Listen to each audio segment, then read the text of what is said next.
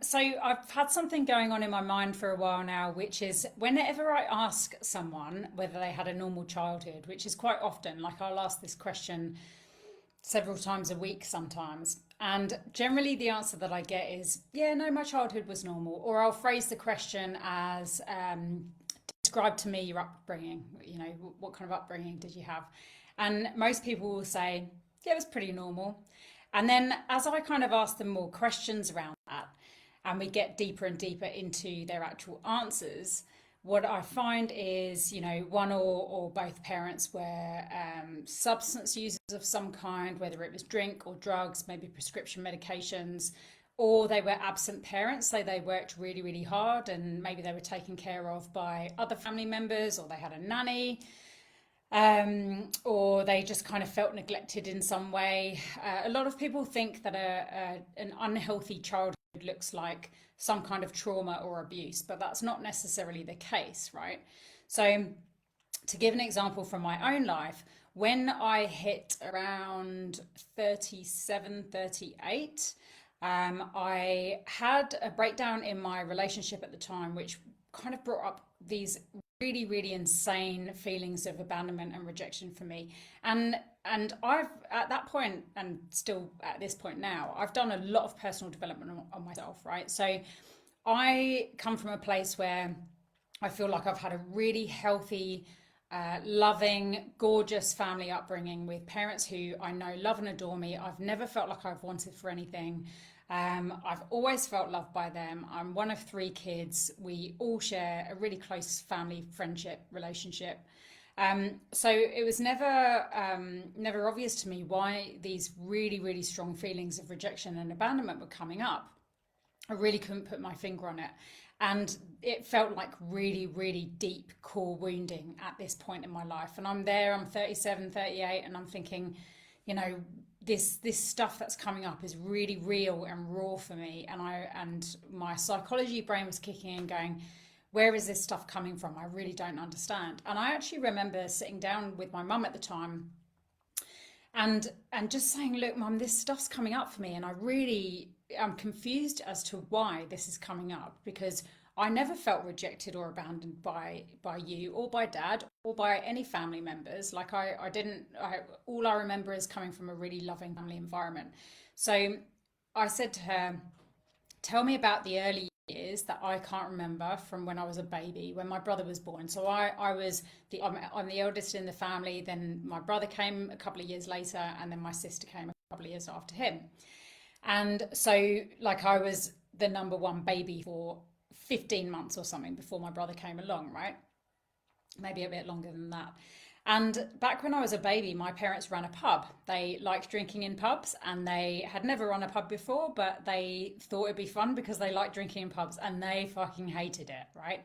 So as a baby and a toddler, I was living in a pub, and I would have been surrounded by pissheads a lot of the time, you know. Mum was working like an absolute dog, you know, working really, really hard. So was dad. Like, my parents are really, really hardworking people. And then my mum was also pregnant with my brother. And so when my brother came along, she was struggling to cope with being wife, cook, clean, barmaid, mum, daughter-in-law. You know, she comes from Holland, so her parents were living in Holland. We were all living in the UK. You know, it was a really, really difficult time for her. Dad was getting up at 3 a.m. and driving up to London to run his business up there, while mum was kind of running the pub with a baby and then a newborn, right? So she was kind of, that's a lot to juggle for anybody. And so she said that at the time, my Omar and Opa, so my grandma and my granddad, came over from Holland, and they took me back to Holland with them for, I think it was a 3-month period. And I was like 15 months old or something like that. And then I sat there, and I did a psych degree and a master's, and thinking back to child development and you know, everything that I know about child development, thinking back to when I was 15, 16, 17, 18 months old, and being taken away from my primary caregiver at that point, and plonked with, yeah, people that I knew who loved me, but I don't know how well I would have known them at the time because they lived in a different country, right? And this is before the phone, like proper phones and internet.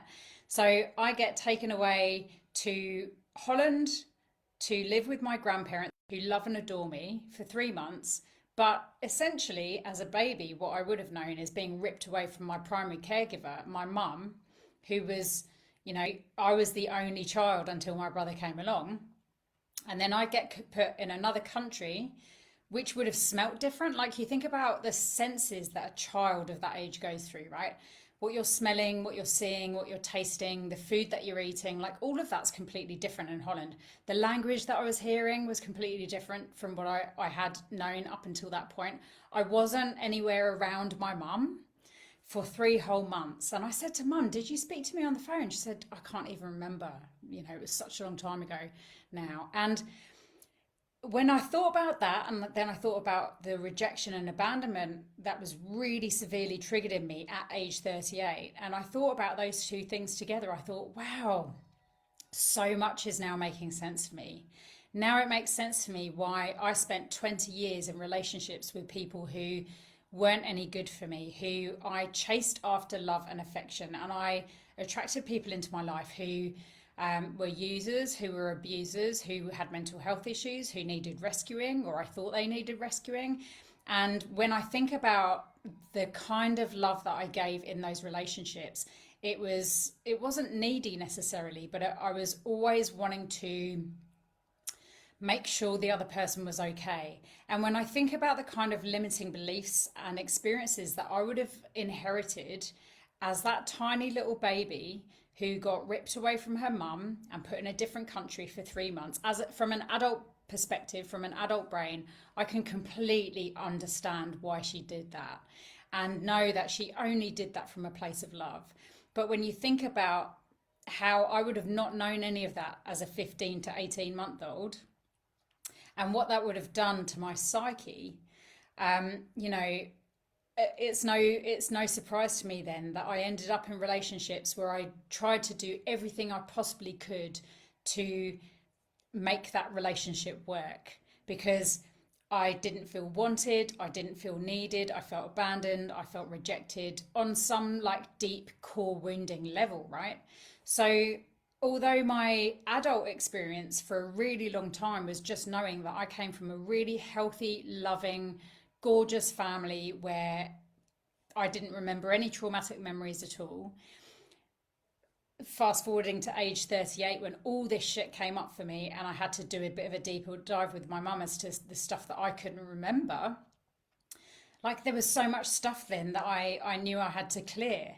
So when I say to people, describe to me your upbringing and, how would you describe your childhood? And people say, oh, it was really normal.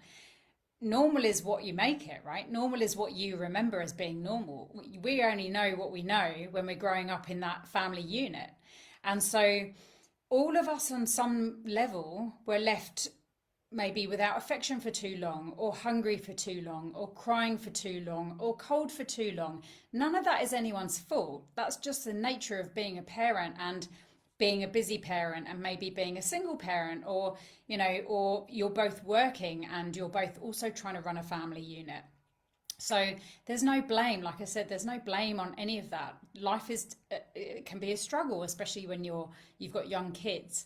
And so we all have limiting beliefs that we inherit from childhood, generally between the ages of 0 and 7 years old, that a lot of the time we'll be completely unaware of. Like a lot of these issues that came up for me, I only explored through doing energy work, things like kinesiology. Stuff would keep coming up in my energy field constantly about danger and safety and not feeling safe. And I'm like, I don't understand where any of that stuff comes from. And when I said to my mum, how was it when you picked me up at the end of 3 months and brought me back home? And she said, Carly, I instantly regretted having done it. I wished that I hadn't done that, because I put you back in your cot and you just lay there stiff as a board, like just looking around the room with your eyes, and like I didn't recognize anything. Because for 3 whole months in the grand scheme of a 15 to 18 month old is like quite a big portion of your life, right? And I'd just gone from one country to another country, back to another country. And Mum said that I didn't even look at her. you know, like I wouldn't look at her when she came to get me. So, from a psychology, child development perspective, I think, you know, what would have been going through my little brain at that time, I must have felt totally rejected and abandoned by my primary caregiver. And that's not to make my family, my mum feel bad about anything at all, because I fucking love her. And I know she loves me. And there's no blame or anything in this at all. I completely understand why she did that. But I share this story because I want you to know the kind of limiting beliefs and the baggage that we can take on from when we're really, really young that we may not have any memory of at all. So, if you find yourself repeating patterns where you're stuck in relationships where you just feel like you're giving, giving, giving all the time, where you fear being abandoned or rejected or not wanted or not needed, or like you're not valid, your feelings aren't valid, that's a real sign that something happened in childhood to make those things happen, right? So you can explore those things through coaching, through energy work, energy practices like Reiki healings or kinesiology or whatever it might be. There's loads of stuff out there where you can kind of do a deep dive into really figuring out where this stuff comes from for yourself. So I encourage you to drop me a comment if you've watched this video and it's resonated with you on any level. Just drop a comment or an emoji in the comments box below, and let me know if you want me to get in touch with you. I will drop you a message and let's see what we can uncover through coaching and energy work. And until then, I will see you on the next video. See you later, guys.